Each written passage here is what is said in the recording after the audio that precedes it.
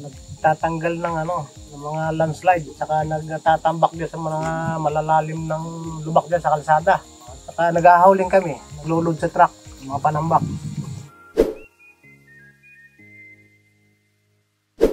Natuto ko na naman mga pinagagawa ng mga project. Okay namang gamitin itong makinarya. Oo, double purpose.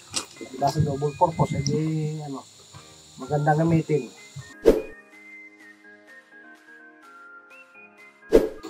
Okay naman ito at malakas. Pwedeng maghukay, pwedeng magsuro, magload. Magandang gamitin.